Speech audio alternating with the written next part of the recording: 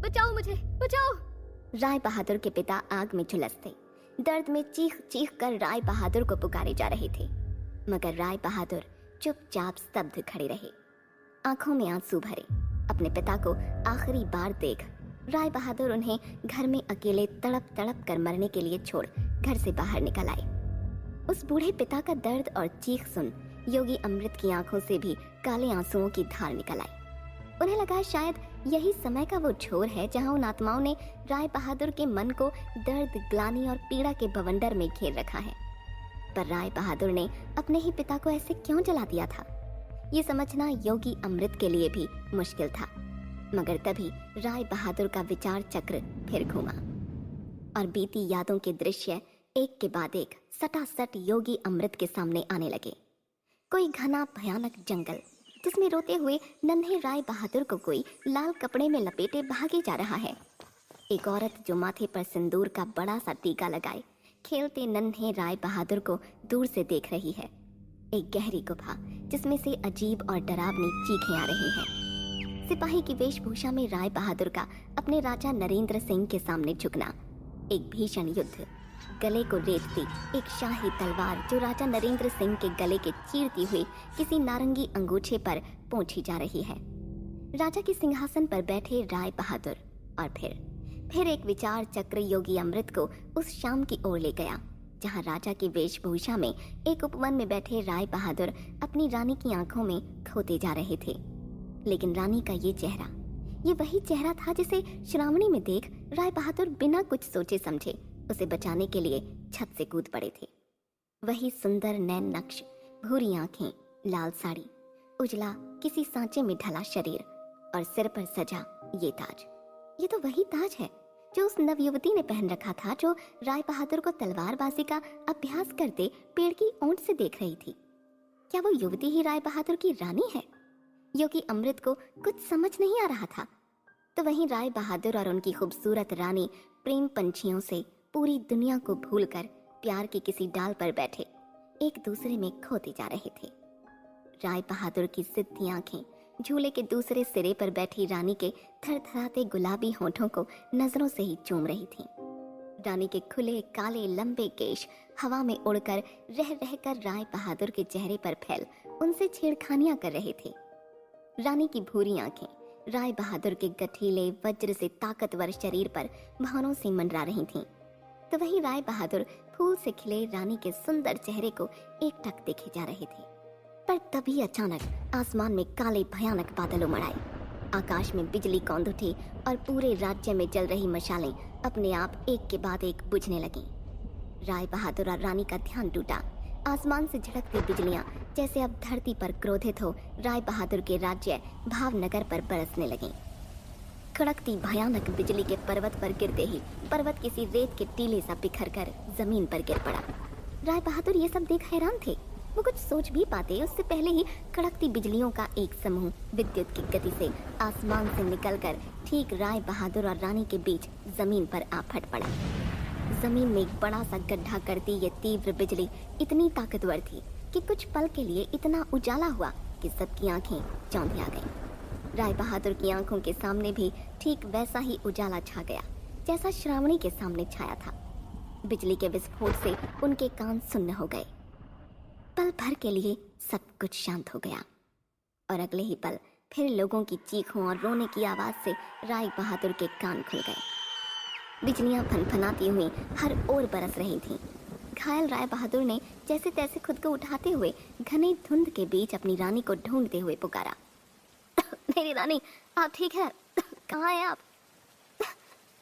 मैं यहाँ हूँ तेज, मेरा पैर यहाँ इस मलबे के नीचे फंस गया है। रानी ये बोल ही रही थी कि तभी अचानक जाने कहां से एक भयानक बवंडर तेज गति से अपने रास्ते में आने वाली हर चीज को तबाह करता हुआ रानी की ओर बढ़ने लगा। बवंडर की ऊंची काली लहरें आसमान को छू रही थीं और सामने आने वाली हर चीज को खुद में निगल वो तेज गति से आगे बढ़ने लगा।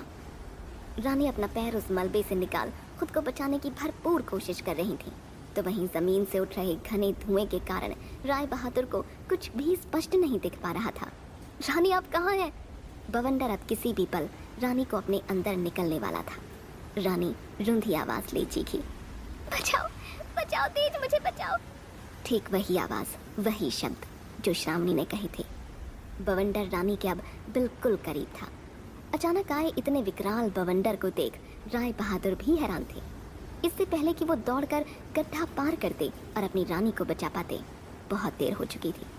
पलक झपकते ही उस बवंडर ने रानी को अपनी चपेट में ले लिया और अपने ही साथ हवा में उड़ाकर अब वो रानी को कहीं दूर ले जाने लगा। रानी का पूरा शरीर हवा में झूल रहा था। तेज बचाओ तेज, दमयंती।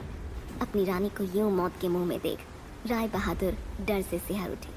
वो बवंडर के पीछे भागे, पर जैसे किसी ने अचानक उनके पैरों को जमीन में ही जकड़ लिया हो, राय बहादुर लड़खड़ाते हुए जमीन पर गिर पड़े। उनके पैर आगे नहीं बढ़ पा रहे थे। वहीं रानी दमयंती उस तूफान के साथ खींची चली जा रही थी। राय बहादुर की आंखों के सामने उनकी रानी उनकी नजरों से बहुत दूर होते जा रही थी। लेकिन तभी उस बवंडर से अचानक अजीबोगरीब आवाजें आने लगीं। चल! ऐसी भयानक आवाजें सुनकर राय बहादुर हैरान रह गए। ये आवाजें किसी और की नहीं, बवंडर में बैठे प्रेतों की थीं। भयानक आवाज करते प्रेत हवा में उड़ती दमयंती को अपने अंदर निगलने लगे। दमयंती का सारा शरीर हवा के तेज प्रवाहों के बीच झूलता हुआ कहीं गायब होने लगा। हृदय को कंपित कर देने वाले अजीब और डरावने चेहरे बवंडर पर उभरने लगे। नरमुंड, कंकाल, हवा में झूलते कटे फटे विक्षिप्त हाथ पैर, खून, बिखरी टूटी उंगलियां एक के बाद एक बवंडर पर उभरने लगे। इतना भयावह नजारा जैसे चक्की के बीच गेहूं पीस कर बिखर रहा हो, जैसे इंसान, पशु पक्षी, गाय, बैल, घर बवंडर की चपेट में आकर पिस रहे थे।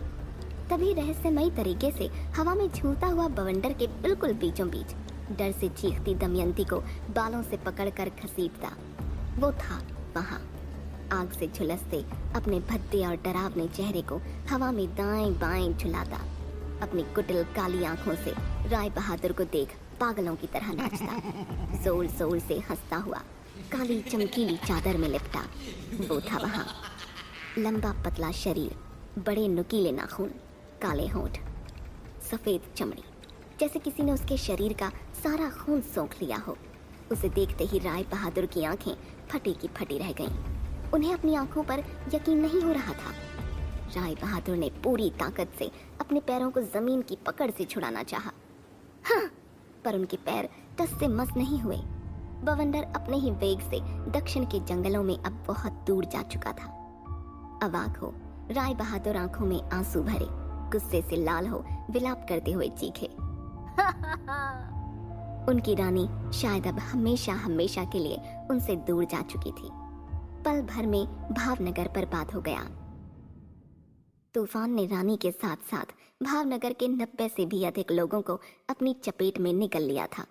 पशु पक्षी, घर परिवार, खेत सब उजड़ गए थे। हर तरफ रोने और चीख की आवाज से पूरे राज्य में मातम पसर गया था और राय बहादुर अपने घुटनों पर बैठे लाचार बवंडर को ओझल होते असहाय देख रहे थे। आसमान से राय बहादुर पर ठीक वैसे ही बारिश की बूंदें बरसने लगी जैसी आज बरस रही थी। ये सब देख रहे योगी अमृत का शरीर जमीन पर ही गिरा हुआ सिहर कर कांपने लगा, जिसे देख भानु और चंदन लाल के माथे की शिकन और भी गहरा गई। पर तभी अपनी यादों से झुलसे राय बहादुर गुस्से में चीख के खड़े उठे। हाँ! पूरा भयनगर अब तक चंदन लाल की हवेली पर जमा हो चुका था। राय बहादुर की चीख से हर कोई डर के मारे कांपने लगा। असीम ऊर्जा से राय बहादुर के पूरे शरीर में बिजली कौंध उठी। उनकी काली आंखें सुनहरी हो अंगारे की तरह चमकने लगी। राय बहादुर के चीखते ही हवेली की खिड़कियों से सारे शीशे तिड़क कर जमीन पर गिरने लगे। धरती डोल उठी और आसमान में उमड़ते काले बादल और जोर से फट पड़े।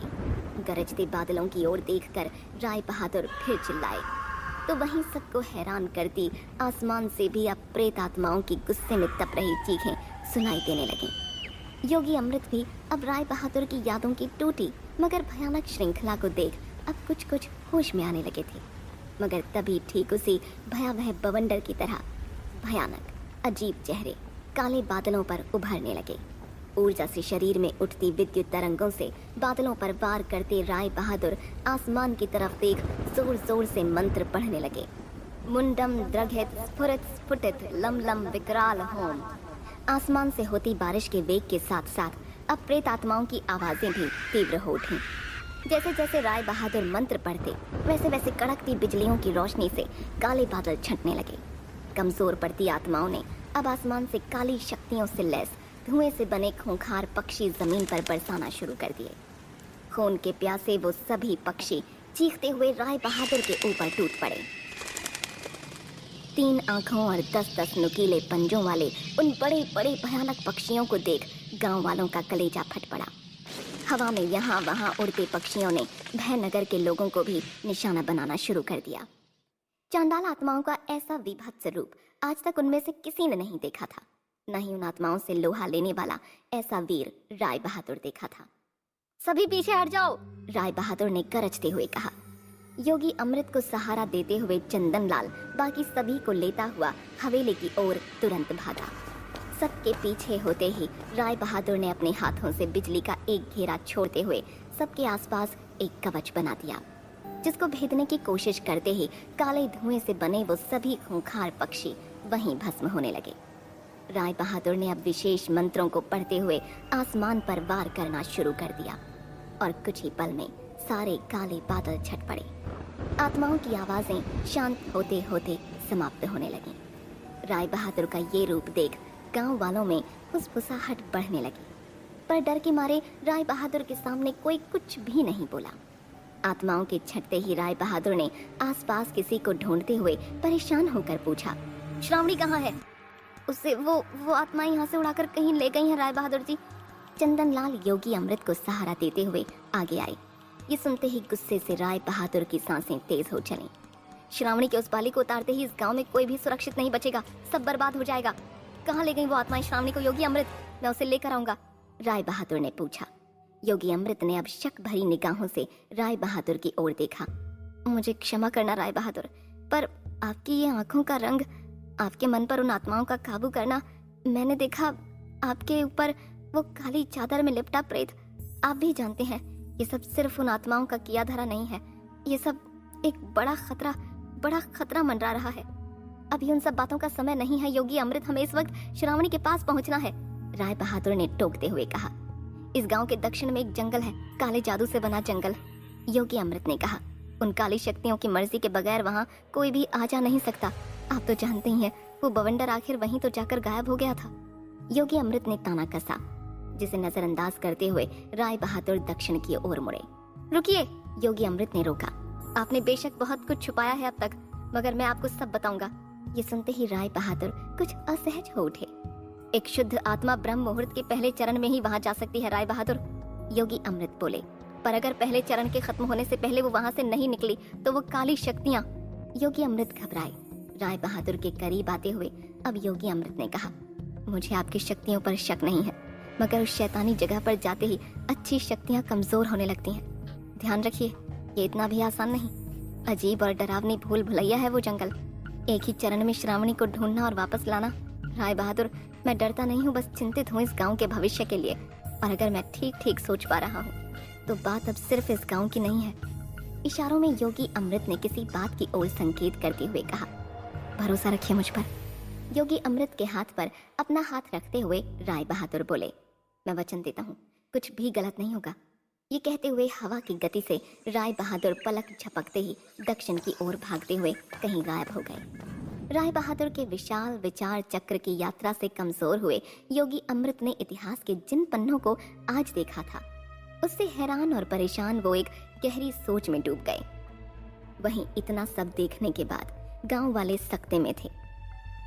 सब मन ही मन प्रार्थना कर रहे थे कि जल्द श्रावणी का पता चल जाए। अब उनकी उम्मीद का बस एक ही सहारा था, राय बहादुर के कहे वो शब्द, भरोसा रखिए मुझ पर, मैं वचन देता हूँ कुछ भी गलत नहीं होगा। इधर बिजली गिरने से जंगल के कई पेड़ों में आग लग गई थी। बिजली गिरने से फैली रोशनी अब छंटने लगी थी। श्रावणी और केशव ने धीमे धीमे अपनी आंखें खोलीं। ब्रह्म मुहूर्त दहलीज पर था, मगर जैसे ही केशव की आंखें खुलीं, डर से उसका कलेजा कांप उठा। श्रावणी के कान में वो बाली अब नहीं थी। क्या होगा अब? क्या राय बहादुर श्रावणी को इतने कम समय में ढूंढकर लाने में कामयाब होंगे? क्या है राय बहादुर की कहानी? कौन था वो काले कपड़ों वाला प्रेत? जानने के लिए सुनते रहिए भैन